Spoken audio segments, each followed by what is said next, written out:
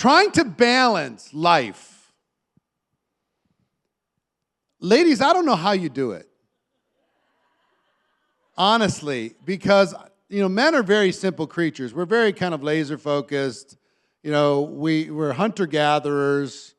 It's like when we go shopping, we got to go in, get the stuff, get out of there. There's like a clock ticking. It's like an egg timer. Tick, tick, tick, tick, tick, tick. If it goes ding before you got the thing, you got to get out of there. I get headaches. I get nauseous. I mean, if I'm in a store, I swear to God, if I'm in more than like 45 minutes in a mall or whatever, I gotta go. I cannot be in there. But you guys, you're doing that, managing kids, managing life, taking care of the business at home, managing your crazy husband or boyfriend. You're dealing with all of your relationships, you're in communication with your friends, all while browsing and looking at stuff. I don't know how you do it. So it's a real thing. So I'm in awe of it. I will tell you there's a certain category of female that I'm mostly in awe of. And that is the single mom. Single moms, I don't remember how tough it was to have little ones. I forgot. And now I got grandkids, and it's relentless. I'm just like, they're fussy. Here, you take them. Being a grandpa is great. But I forgot. It's relentless. It just never stops. It's just like wave after wave after wave after wave. You can't even breathe. It's like, what in the world? Now take a single mom who's running a business. Now take a single mom who has a job and running a side hustle. You have powers beyond my understanding. Really. I couldn't do it. Maybe I could do it, but I can't imagining having to do it. So how many of you, I have an interesting question. How many of you have a business outside of your network marketing business? Raise your hands, please. Or put a number 3 in the comments if you're watching online. Look at all the businesses outside of their network marketing business. I'm not even talking about a job. I'm talking about a business. So, and how many of you have a job outside, an income source, any other income source out of your network marketing business, whether it's investments, a job, something? Raise your hands, please, or put a 5 in the comments if you have that.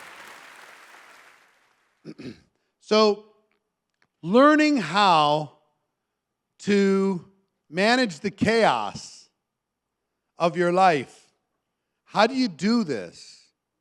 And how do you balance your life, your relationships, have time for yourself, time for your business, time for your kids? How do you track all of this stuff and keep things moving without losing your sanity? How do you do that?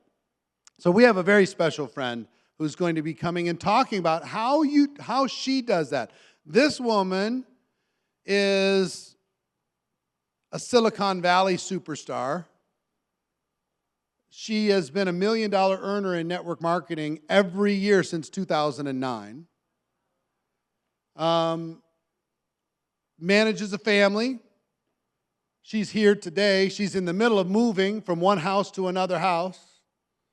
And she just told me her husband doesn't know where anything goes. So she's managing all that stuff. She's an athlete, Boston Marathon, all this stuff, super athlete, does all these incredible things. She's a super loving, giving person, and she's here to teach you specifically how you can have it all, how you can manage all of this stuff while your life gets busy. Who's interested in having it all? Raise your hands, please. All right, please welcome out our friend, your friend, Miss Susan Sly.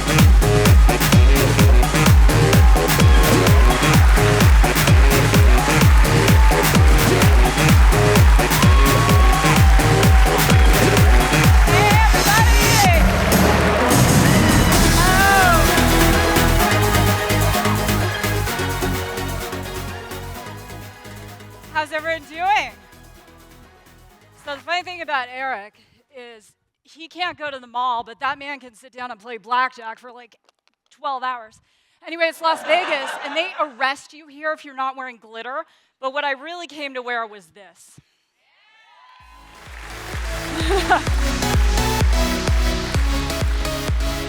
So we are in the middle of a move, and Sandy, who is backstage herding cats, helping all of us, and not that we're high maintenance as speakers, but anyway. So she says to me, she sends over the what we're supposed to wear, and I'm like, girl, if it's in the Airbnb or I can pick it up at Neiman Marcus, that's what I'm going to be wearing. So this is what we get. But anyway, first and foremost, for all of you at home, I just want to acknowledge all of you. So everyone just stand up right now. Stand up at home. We can see you. If you're able to stand up, stand up. So I have a question. How many of you, show of hands, just put one in the chat if you have aging parents you're dealing with right now? Aging parents, put a 1 in the chat, right? How many of you have kids at home still? How many of you have a spouse that's like a kid at home? Right? And I want to acknowledge everyone because it takes courage to be able to carve out these days to invest in a future that some people don't see. Yes or yes? Yes. And some of you, you have relationships at home. You can stand, you can sit down, you can do whatever. We can have a dance party. I don't have to talk. We can just dance to 80s music. Yeah. Yeah. Woo! I think it's Gani who's like dancing, and we have Sarah. Nice, hey girl, you girls got the moves. So it takes a lot of courage to carve out the time, and some of you have relationships, whether it's with a sibling or a partner, that are hanging by a thread because they don't get it, and it's hard. But here's what I have to say about hard. I was having dinner. I've been on the road, so I'm doing 6 speaking events in 6 days. And so I was here in Las Vegas speaking 4 times at the Wynn, and Tuesday I had dinner with one of my friends, an investor in my company, and he said, Susan, here's the thing about hard. If it's not hard, you're not getting better. And if you're not getting better, you're not changing your results, right? And so as I go through this material very, very quickly, the thing I want to say is it might not be something I say, but it might be a feeling you get, or it might be a conversation you have afterwards. And all I would ask is that you keep the dialogue going, because I will be watching the chat when I am in Chicago speaking at another conference, and I just want this dialogue to keep going. Because here's the thing about time management. It doesn't exist. Write this down. Time management does not exist. It is how I manage myself in time. Time management does not exist. It's how I manage myself in time. Because time is the universal commodity. We all have the same amount of time. If you want to make $1 million a year, you have to value your time at $500 an hour. And that means what you say no to. So yesterday, I'm doing a talk coming up on AI, the metaverse, and real estate. Now, I know some of y'all might fall asleep during that kind of a talk, but some of you might be interested. So anyway, I go into my second speaker prep, and this is for a massive real estate conglomerate out of New York, and the tech person doesn't bother to show up. And the speaker prepper says to me, she's like, oh, we can just arrange another time. I said, actually, no, we can't. Because she the tech prep girl, was not honoring my time. How many of you have customers? Maria talked about the importance of customers. You have team members who love to call you up and verbally vomit on you with all of their drama. That's not about them, that's about who? Everyone tap themselves on the chest, say, it's about me. It's about me respecting me. R-E-S-P-E-C-T, right? Because it wasn't until I started respecting myself at a level of someone earning $500 an hour that I started to make $500 an hour. Does that make sense, everyone? And if you agree with that at home, say yes, or say heck yes, right? So we start to value our time. Here's the first tip I want to give you.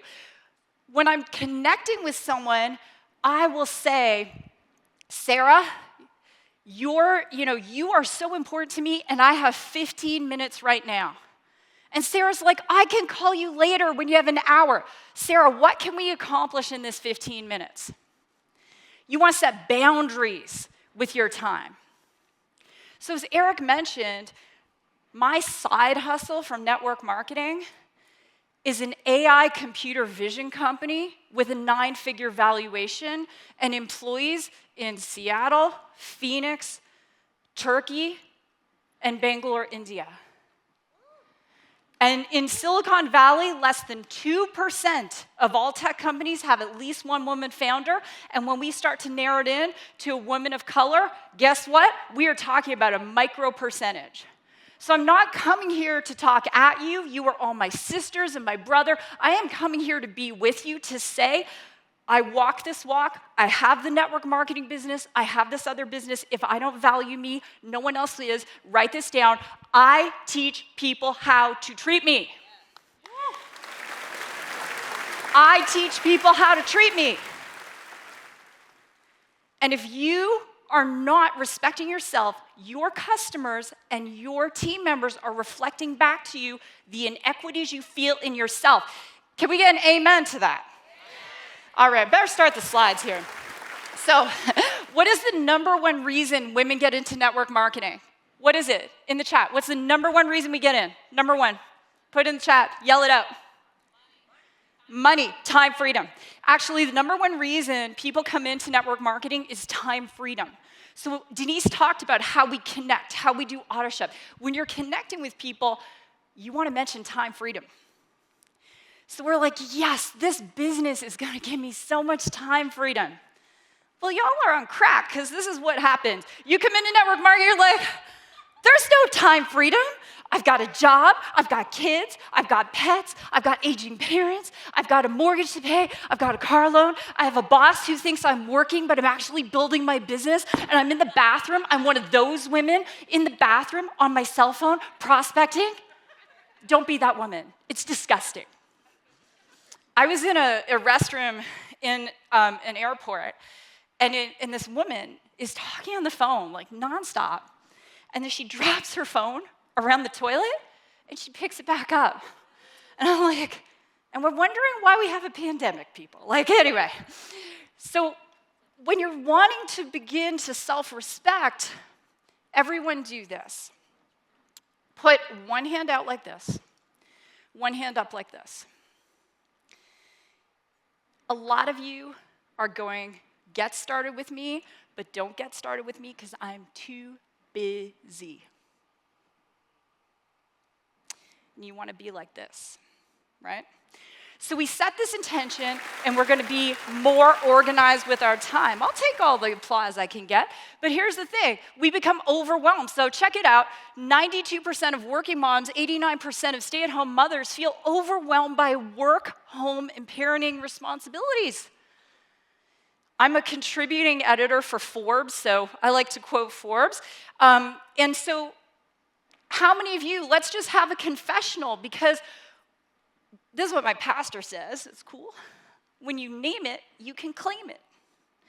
So how many, myself included, at home, put up your hand if you ever feel overwhelmed? Yes. It's okay. We're all okay. It's 2022. We can talk about that. So what happens when we're overwhelmed, this is what we do. We go in the App Store. I'm an iPhone user, so I'll talk about iPhone. We go in the App Store and we download every organizational app they have, right? And we're like, this is the year I'm going to get organized. And in fact, I downloaded 3 apps because that's how organized I am. And then I downloaded Truebill, and I found out I was subscribed to like 25 apps that I don't even use. But that's what we do, right? And then we're like, oh, I'm going to bring it in. I'm going to get even more organized. I'm going to pour myself a glass of wine. Now I'm going to write things down. Susan Sly says you should be writing things down. And then you're like, screw it. I'm just watching Bridgerton. Now, I was backstage, and no one had seen Bridgerton, right? Anyone seen Bridgerton? Just put 2 in the chat if you've seen Bridgerton. Okay, who wants the Duke to come back? Oh, yes. Yes, ma'am. Yes, anyway. But the reality is, in order to be successful in network marketing, in order to become a network marketing millionaire, you're going to have to defy the odds. So 4.2% of all women-owned businesses generate over $1 million a year. That means you're going to have to do what the 4% do. Not the Bridgerton, not the wine.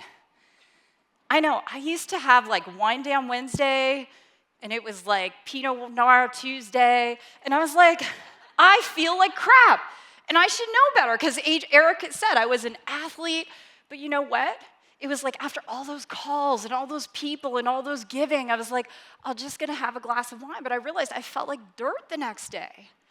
So now it's just like weekends only, right? But it's being in that 4.2%.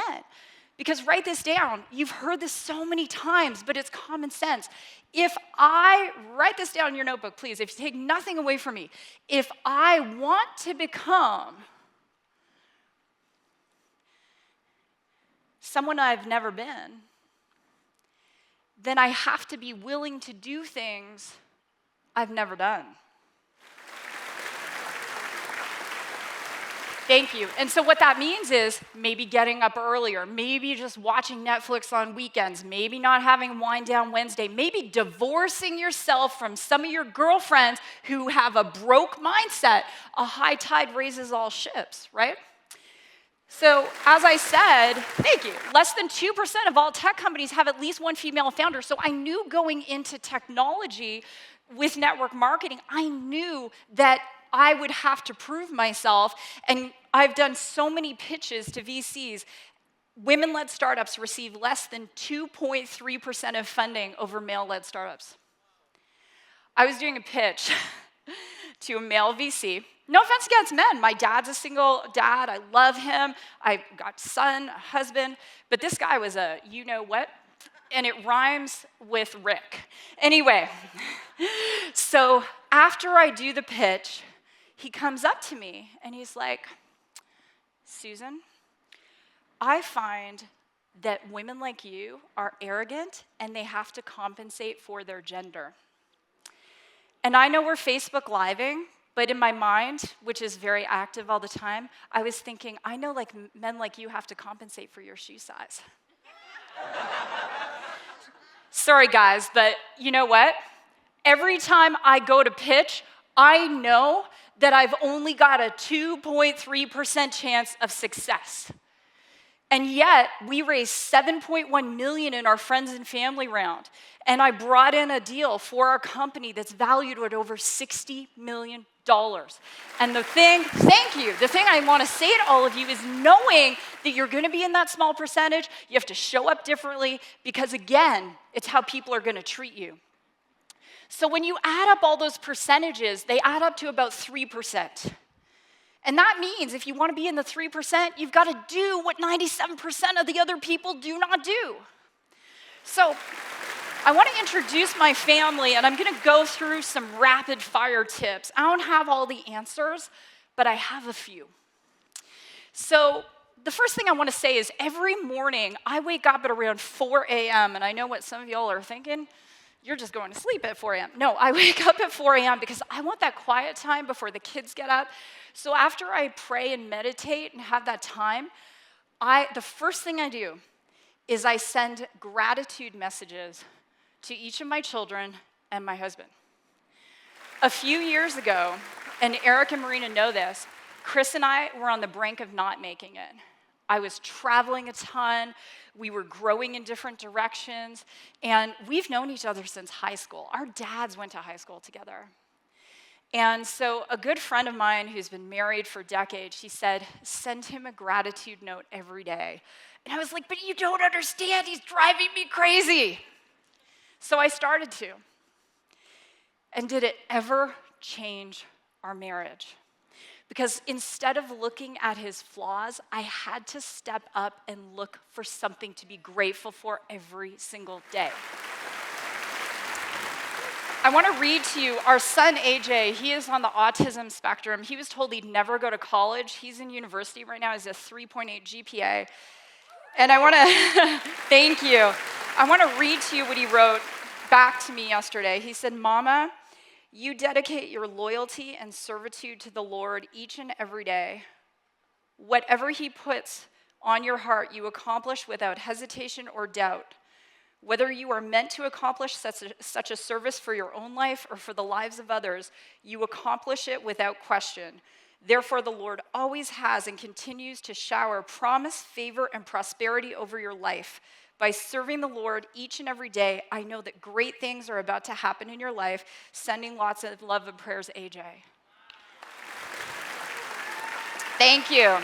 Shouts out for my son, AJ. Let's give him a round of applause. He's turning 20 on Tuesday. So here's a little look into my crazy life. We're a tech company. So one of the things I had to divorce myself from is, and divorce I used to think was an ugly word until I started to divorce myself from things that didn't align with who I wanted to be as a female leader. And so I was like, Mark Zuckerberg has a uniform, all these other, Sheryl Sandberg has a uniform, so I'm gonna have my own uniform. So my uniform is jeans, blazer, nice top, sometimes heels. Thank you, Denise. And so I just wear it, and I wear it well, I think, and because I didn't want to have to think about what I was going to wear that day. And if you notice, all of the billionaires, especially in tech, they all have a uniform. Mark Zuckerberg only wears black shirts. Like, seriously. So we've got this group of staff. We started with 8, now we're up to 76. I am co-CEO, co-founder of this company. That was me on Wall Street. I was pitching Radius back in January, which was fun. I'm also a student at MIT, so I'm about to finish a 4-year program with a focus on AI, blockchain technologies, all sorts of crazy stuff.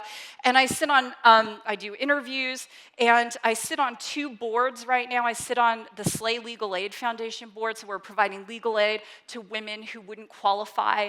And I sit on the Roman Gabriel Foundation board, where we're taking kids and getting them away from drugs and alcohol.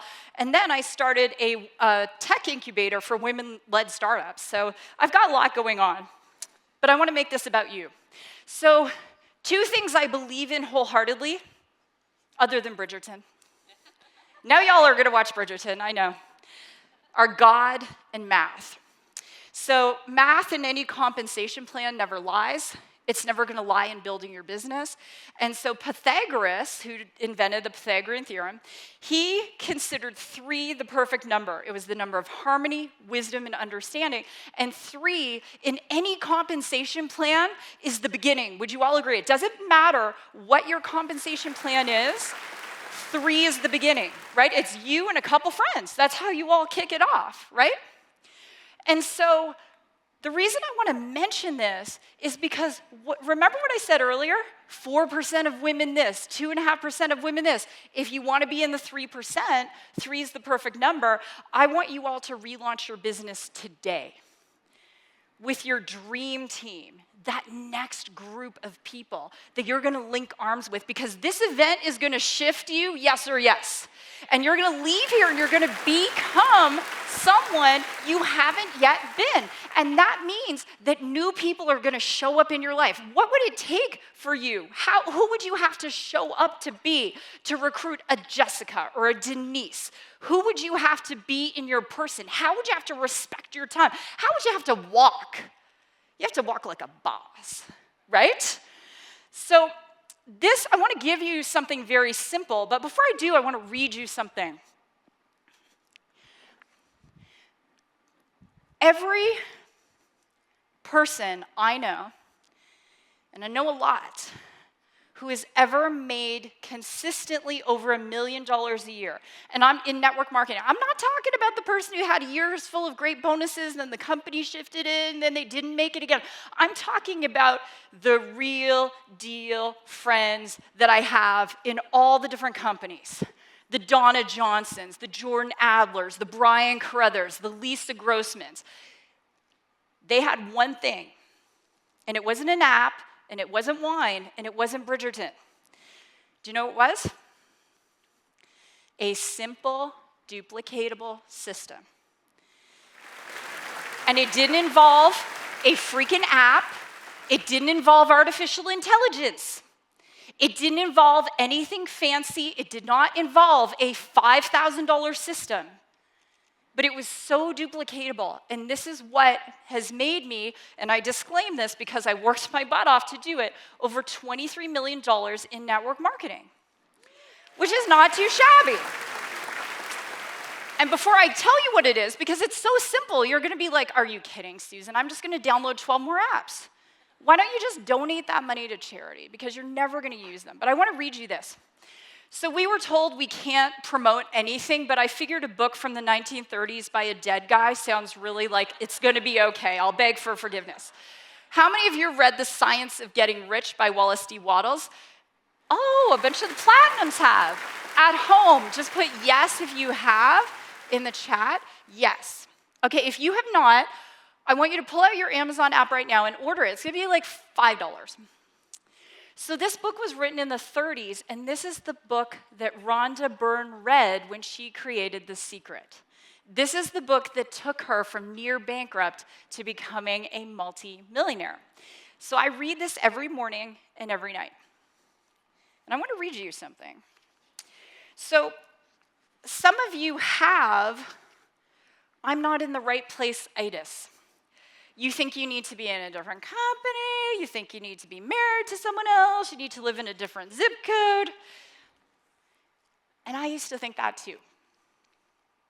But I want to read you this in the words of Wallace. This much is certain. To get more, you must make constructive use of what you have. You cannot use what you have not. Therefore, your problem is how to make the most constructive use of what you already have. Do not waste any time considering how you would use certain things if you had them. Consider simply how to use what you have. It is also certain that you will use progress more rapidly if you make the most of what you have. In fact, and I highlighted this, in fact, the degree of rapidity, because we all say that now, don't we, girlfriend? Oh, rapidity. How are you doing? Oh, I'm feeling like so good. Things are happening with rapidity. We don't use that language. I miss that language. In fact, the degree of rapidity with which you attain what you want will depend upon the perfection, everyone say perfection, perfection with which you use what you have.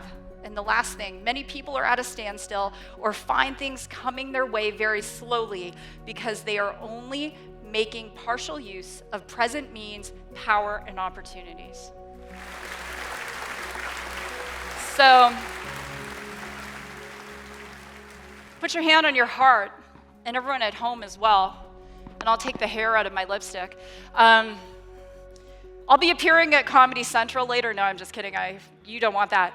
Put your hand on your heart and say, I will make the most out of what I have. You're in the exact right place.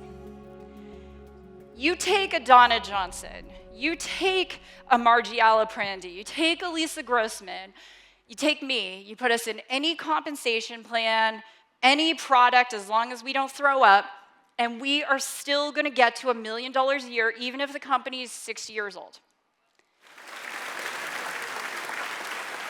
And here's why. Because we all do the same thing. This is like the second last thing I'm gonna say. This is what made me $23 million. So when I started at my present company in 2003, my kids were little, so I've got an autistic son, a gifted daughter, my husband's working full-time, I have a full-time job, and I had about an hour a day, and this is all I did. I committed to 3 new looks a day, so I'd have 3 conversations a day. I'd follow up with 3 people a day, and I'd pour greatness into 3 people a day. So that greatness, what I mean by that is I'm onboarding new people, right? Or I'm reaching out to customers, I'm coaching them, whatever it is I'm doing. So I want you to think about that. It's so simple, but 97% of people won't do it. How much money will those 97% make?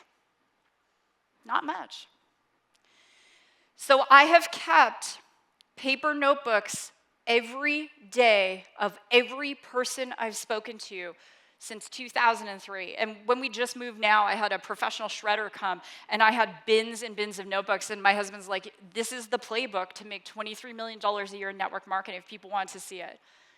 So I don't use any apps. I could probably design one. I use a paper notebook that I have backstage, and this is what I did. And if you duplicated this with your team, think about it. After 1 year, if you just did this yourself, only going Monday to Friday, Bridgerton and wine on weekends, you would have reached out to 720 people. You'd put yourself in the 3%. If you did that with 10 people on your team, 7,200 people. And I was running numbers backstage. How fast would your team grow? I just taught that to you in 45 seconds. How simple is that, Jessica? The reason your business isn't growing at the rate that you want has nothing to do with your upline. It has nothing to do with your company. You're making it too damn complicated. Can we get an amen to that? Amen. Yeah. All right. So I want to close with this. Every industry needs an ambassador. And sometimes that ambassador for an entire industry is one person. Yes? I'll take that. Thank you. I'll take that. And even in artificial intelligence, where my other business is, Google women in artificial intelligence. Google's going to get tired. There aren't very many of us. There are really like 3. So I have to be an ambassador for an entire industry and a company. My friends, we're very likely to go into a recession. Inflation's at an all-time high. We have all sorts of things going on in the world. Network marketing always does really well in a recession if you're willing to be an ambassador of a profession that can truly liberate people regardless of their circumstance. So with that, even though I have to jump on an airplane to Chicago, there's possibly 3 people in the world who I would carve out time in the middle of a crazy move for, and 6 speaking events in all these cities. And Eric and Marina take up 2 of those 3 spots. So would you all stand up and give it up for Eric Worre and Marina Worre, and in the chat for Eric and Marina. And with that, let's welcome back Eric Worre. My rock star friend.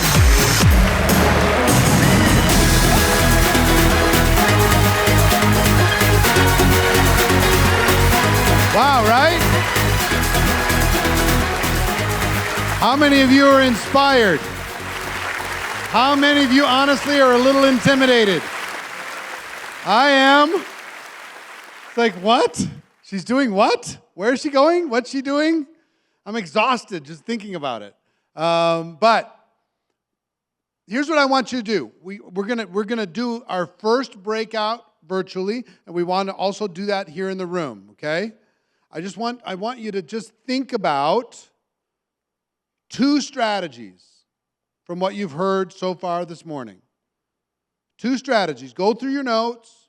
What are 2 strategies that stand out to you? I want you to, here in the room, I want you to get into groups of 4. And I want you to share the 2 strategies that stand out to you. Get in groups of 4. And everybody else who's online, this is when we're playing all out. I want each of you to share with the rest of the group, decide who's going to go first, second, third, fourth. We're going to take 10 minutes and just share the 2 strategies that have stood out in your mind from what you've heard so far this morning, okay? Go ahead and send them into the breakout rooms. And we'll do that here internally. Those of you watching online, we don't have much time left. I hope you get yourself signed up for the rest of this program.